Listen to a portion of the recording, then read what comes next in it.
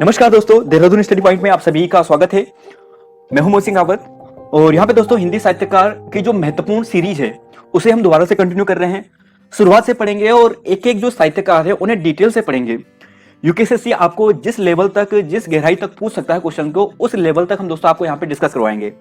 और चाहे आपका कोई भी एग्जाम हो, उत्तराखंड पुलिस का हो, एसआई का हो, लेखपाल, पटवारी, फॉरेस्ट गार्ड या कोई भी आपका यूकेएसएससी का एग्जाम हो, उन सभी में आपको जो क्वेश्चन पूछे जाएंगे वो हमारी ही क्लास से पूछे जाएंगे, क्योंकि हम काफी डीप आपको डिस्कस कराने वाले हैं। तो शुरुआत करते हैं दोस्तों आज की अपनी क्लास। और यहाँ पे ये यूकेएसएससी का सिलेबस है और इसी सिलेबस के अनुसार हम आपको पढ़ाने वाले हैं। सबसे पहले महादेवी वर्मा जी और मनु भंडारी जी के बारे में डिस्कस करेंगे और फिर धीरे धीरे एक एक दो क्लास में हम इसे कंटिन्यू करते हुए 15 क्लास में या 10 क्लास में कंप्लीट कर लेंगे। तो शुरुआत करते हैं दोस्तों आज की अपनी पहली क्लास महादेवी वर्मा जी के बारे में। जन्म कब हुआ था? 26 मार्च 1907 को हुआ था। यह प्रश्न यूकेएसएससी ने पूछा था, तो जन्म से भी पूछता है क्वेश्चन यूकेएसएससी। ध्यान रखना, जो नए स्टूडेंट्स हैं उन्हें बता देते हैं कि जन्म से भी यूकेएसएससी क्वेश्चन पूछता है, तो आपको वह भी याद करनी है। महादेवी वर्मा जी का जन्म 26 मार्च 1907 को हुआ था और निधन कब हुआ था? 1987 को हुआ था। निधन में अगर आगे की डेट आप याद ना भी करें तो चल जाएगा, लेकिन जन्म की जो आगे वाली डेट है वो आपको पूरी याद करनी है। 26 मार्च 1907 को, 26 मार्च 1907 को। अब यहाँ पर हम जो महादेवी वर्मा जी है उनका जो जीवन परिचय है वो यहाँ पे डिस्कस करते हैं। देखिए दोस्तों, एग्जाम की दृष्टि से जीवन परिचय आपके लिए इतना इंपॉर्टेंट नहीं है। जो महत्वपूर्ण बातें हैं वो हमने यहाँ पे रेड कलर में लिखी है और वही आपको पूछी जाएंगी। महादेवी वर्मा जी का जन्म कहाँ हुआ था? फर्रुखाबाद में हुआ था। फर्रुखाबाद उत्तर प्रदेश में। कब? 26 मार्च 1907 को। उनके पिताजी की बात करें तो पिताजी का नाम गोविंद प्रसाद वर्मा जी था और माताजी का नाम क्या था? हेमरानी जी। तो ये आपको ध्यान रखना है। इंपोर्टेंट क्या है दोस्तों? सबसे इंपोर्टेंट यहाँ पे यह है कि महादेवी वर्मा जी ने चांद पत्रिका का प्रकाशन किया था, यह संपादन का कार्य किया था। और यूकेएसएससी ने यह प्रश्न पूछा भी है, इसलिए बहुत इंपॉर्टेंट है। चांद पत्रिका का संपादन किसने किया था? महादेवी वर्मा जी ने किया था। तो ध्यान रखना, महादेवी वर्मा जी ने चांद पत्रिका का संपादन का कार्य किया था। 1933 में वो महिला विद्यापीठ के प्रधानाचार्य पद पे भी रही। फिर हिंदी साहित्य सम्मेलन द्वारा उन्हें जो शेख सरिया एवं जो मंगला प्रसाद पुरस्कार है वह भी सम्मानित किया गया था। और सबसे इंपॉर्टेंट दोस्तों यहाँ पे यह भी है कि 1982 में ज्ञानपीठ पुरस्कार यामा जो रचना है उनके लिए दिया गया था। और लास्ट में जैसे हमने बताया कि 1987 में उनकी निधन हो गया था। और लास्ट में जैसे हमने आपको बताया था कि 11 सितंबर 1987 को उनका स्वर्गवास हो गया था। तो एग्जाम की दृष्टि से अब जो हम यहाँ पे डिस्कस कर रहे हैं दोस्तों उसे आपको याद करना है और वही आपको पूछा जाएगा। तो सबसे पहले हम यहाँ पे रचनाएं याद करेंगे। तो महादेवी वर्मा की कुछ रचनाएं हैं लगभग 6-7 के आसपास, उन्हें आपको याद करना है। तो सबसे पहली जो रचना है वह है निहार। कौन सी है? निहार। तो ध्यान रखना, पहली रचना हो गई निहार। उसके बाद कौन सी है? उसके बाद है रश्मि। और तीसरी रचना आपको ध्यान रखनी है नीरजा। निहार, रश्मि और नीरजा। तो निहार, रश्मि, नीरजा महादेवी की पहली 3 रचनाएं होगी। उसके बाद चौथी रचना है सांध्य गीत। फिर पांचवी की बात करें दीपशिखा और छठी रचना की बात करें तो वह है सप्तपर्णा। निहार, रश्मि, नीरजा, सांध्य गीत, दीपशिखा और सप्तपर्णा। तो यह जो 6 महत्वपूर्ण रचनाएं हैं वो महादेवी वर्मा जी के हैं।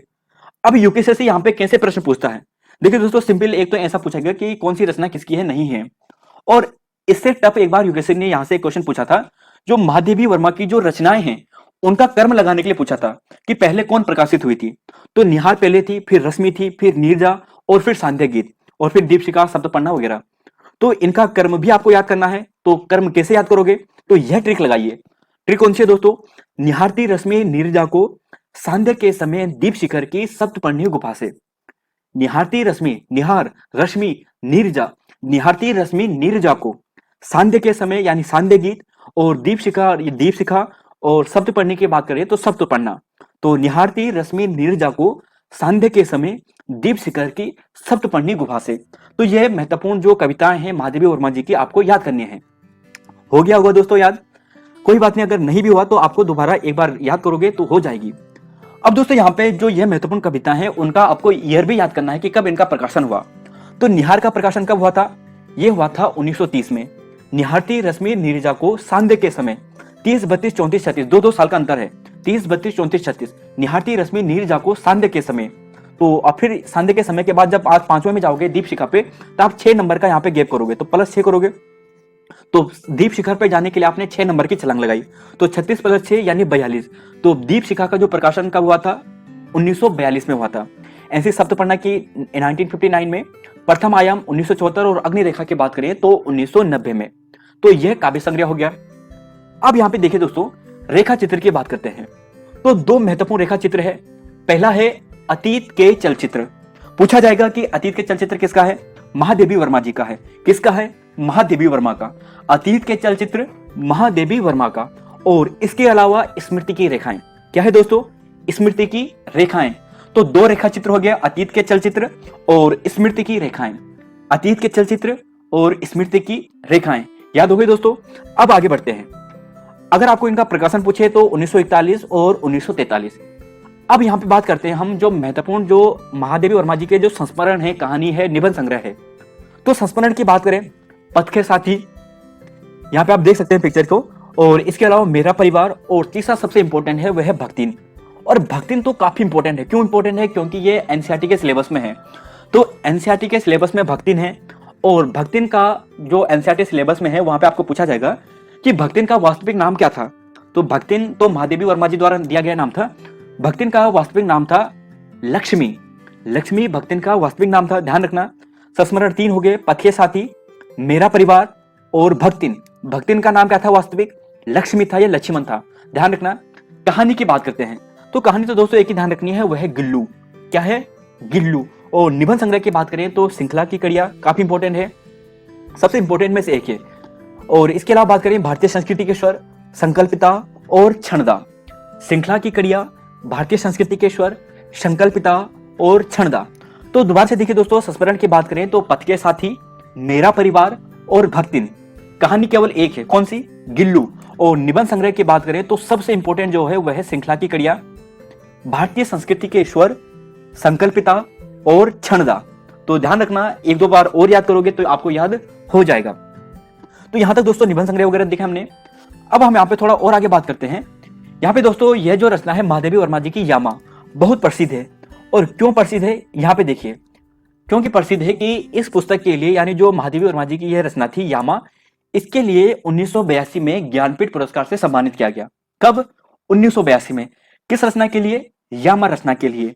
तो यामा रचना के लिए महादेवी वर्मा जी को 1982 में ज्ञानपीठ पुरस्कार से सम्मानित किया गया।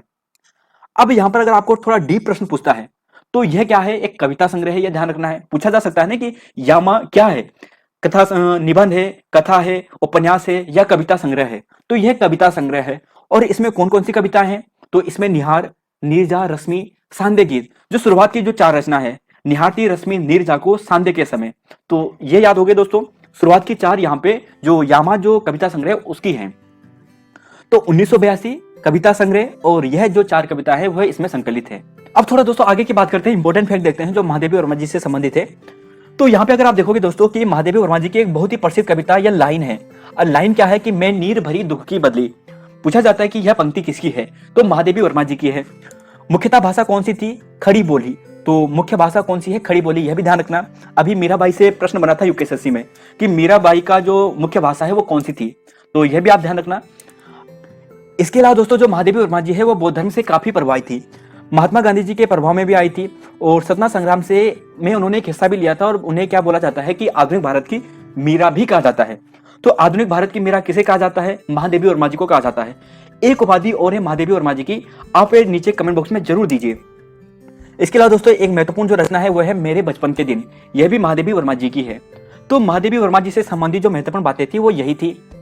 अब दोस्तों यहाँ पे थोड़ा जो महादेवी वर्मा जी के संबंधित जो महत्वपूर्ण पुरस्कार है वो यहाँ पे देखिए। आपको पूछा जा सकता है कि यहाँ पे देखिए जो 1952 है, 1952 में महादेवी वर्मा जी को उत्तर प्रदेश विधान परिषद की सदस्य मनोनीत किया गया था। कब? 1952 में। और 1956 में सरकार ने उन्हें साहित्य के लिए पद्म भूषण से सम्मानित किया था 1956 में। और नीरजा के लिए उन्हें सक्सेरिया जो पुरस्कार है 1934 में दिया गया था। इसके अलावा दोस्तों यहाँ पे और भी है, जैसे द्विवेदी पदक दिया गया था स्मृति की रेखाओं के लिए 1942 में। 1943 में मंगला प्रसाद पुरस्कार, भारत भारती पुरस्कार, और सबसे इंपॉर्टेंट ज्ञानपीठ पुरस्कार 1982 में दिया गया था। 1982 के लिए 1983 में दिया गया था, यानी 1982 का था 1983 में दिया गया था, ये ध्यान रखना। तो 82-83 एक ही डेट आती है। तो ज्ञानपीठ पुरस्कार 1982। अब दोस्तों 1988 में उन्हें पद्म विभूषण से भी सम्मानित किया था। तो महादेवी वर्मा जी से संबंधित जो आपको प्रश्न पूछे जा सकते हैं वो यही है। तो यहां तक ये हो गया। अब बात करते हैं दोस्तों हम अपने दूसरे साहित्यकार मनु भंडारी जी के बारे में। जन्म कब हुआ था? 3 अप्रैल 1931 को। निधन कब हुआ? 15 नवंबर 2021 को। तो दोनों जो तिथि है 3 अप्रैल 1931 और 15 नवंबर 2021 दोनों इंपॉर्टेंट है। ये करंट अफेयर के हिसाब से भी और जन्म तिथि तो यूकेसीसी ने कई बार पूछा भी है। तो 3 अप्रैल 1931 को मनु भंडारी जी का जन्म हुआ था। 15 नवंबर 2021 को मनु भंडारी जी का निधन हुआ था। यहां तक ये हो गया। अब बात करते हैं यहाँ पे जीवन परिचय की। तो देखिए दोस्तों, 3 अप्रैल 1931 को जन्म हुआ था। कहां पे? भानपुरा गांव, भानपुरा मंदसौर जिला मध्य प्रदेश में। तो मध्य प्रदेश में जन्म हुआ था। बचपन का नाम क्या था? महेंद्र कुमारी था। अब दोस्तों यहाँ पे जो मनु भंडारी जी कहानियां हैं, उपन्यास है, इनके बारे में हम आगे भी डिस्कस करेंगे। और जो काफी प्रसिद्ध उपन्यास है वह है आपका बंटी, इसके बारे में भी हम आगे डिटेल से डिस्कस करेंगे। तो जो महत्वपूर्ण बातें हैं वो हम आपको याद आगे करवाएंगे। आपको दोस्तों यहाँ पे ये याद करना है, जो यही सच है, इस पर एक फिल्म बनी थी रजनीगंधा नाम से। तो ध्यान रखना कि पूछा जा सकता है कि किस रचना पर रजनीगंधा फिल्म बनी थी। यही सच है के लिए बनी थी। तो काफी इंपॉर्टेंट है। अब हम यहाँ पे जो महत्वपूर्ण बातें एग्जाम की दृष्टि से वह देखते हैं। सबसे पहले उपन्यास की बात करते हैं। तो मनु भंडारी जी के उपन्यास की बात करते हैं तो एक है महाभोज। कौन सा है? महाभोज। तो महाभोज जिसका प्रकाशन कब हुआ था? 1982 में। महाभोज 1982 में। इसके अलावा दोस्तों यहाँ पे है स्वामी। स्वामी का प्रकाशन कब हुआ था? ये इंपॉर्टेंट नहीं है। आपका बंटी बहुत इंपॉर्टेंट है और इसका प्रकाशन हुआ था 1971 में। 1971 में आपका बंटी जो है उसका प्रकाशन हुआ था। काफी इंपॉर्टेंट उपन्यास है। और इसके अलावा एक चीज और ध्यान रखना, 1 इंच मुस्कान। तो यह उपन्यास है दोस्तों, आपको ध्यान रखने मनु भंडारी जी के 4 उपन्यास है। महाभोज, स्वामी, आपका बंटी और 1 इंच मुस्कान। और इन दोनों की तिथि तो आपको याद करनी है। आपका बंटी का प्रकाशन कब हुआ था? महाभोज का प्रकाशन कब हुआ था? 1982 और 1971। 1982 महाभोज और 1971 में आपका बंटी। तो उपन्यास ये 4 हो गए, 1 इंच मुस्कान, स्वामी, महाभोज और आपका बंटी। अब यहाँ पे दोस्तों, यहाँ पे जो उपन्यास है आपका बंटी, यहां से अगर थोड़ा डीप प्रश्न बनते हैं तो आपको ऐसा पूछा जाएगा कि इसके जो पात्र हैं, आपका बंटी जो उपन्यास है उसके मुख्य पात्र की बात करें तो एक तो बंटी हो गया। इसके अलावा जो एक अन्य पात्र है वह है शकुन। शकुन यानी बंटी की माँ, जो वहां के एक कॉलेज के प्रिंसिपल भी हैं और आधुनिक स्वतंत्र विचारों वाली एक स्त्री है। इसके अलावा एक पात्र आता है अजय। अजय की बात करें यानी बंटी के पिताजी हैं। और डॉक्टर जोशी यानी शकुन की माता का जो दूसरा विवाह होता है डॉक्टर जोशी से, वह पात्र है। इसके अलावा दोस्तों एक पात्र और है, वह है मीरा। मीरा यानी अजय की दूसरी पत्नी, जो बंटी की सौतेली माँ भी हैं। तो इस उपन्यास की बात करें दोस्तों, मनु भंडारी जी ने इस उपन्यास के माध्यम से यह समझाने की कोशिश की है, बताने का एक मार्मिक दृश्य यहाँ पे दिया है कि पति पत्नी का जो संबंध होता है, यानी जब संबंध विच्छेद होता है, यानी जब तलाक होता है, तो उससे जो उनका बेटा है बंटी है, उसकी क्या मार्मिक दशा होती है। बंटी तो चाहता है कि जो उसके माता पिता है, मम्मी पापा है, वो साथ में रहे, लेकिन ऐसा नहीं हो पाता। और अंततः शकुन और अजय का क्या हो जाता है? विवाह विच्छेद हो जाता है। और विवाह विच्छेद होता है तो जो उनका बेटा बंटी होता है वो बहुत ही असहाय महसूस करता है। एक तरह मतलब ये समझे कि वो स्वयं को अनाथ महसूस होता है। माता पिता हैं लेकिन फिर भी वो एक अनाथ हो गया।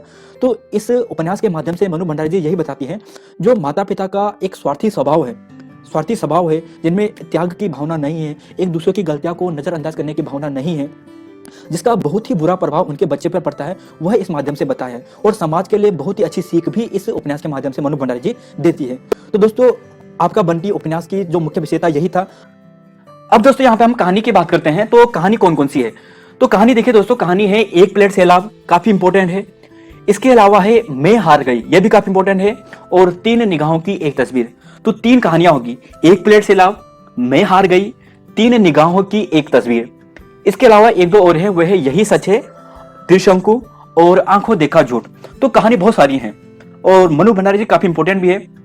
1 प्लेट सैलाब हो गया, यही सच है, त्रिशंकु, आंखों देखा झूठ, मैं हार गई और 3 निगाहों की एक तस्वीर। तो कहानी यहां पर यह हो गई।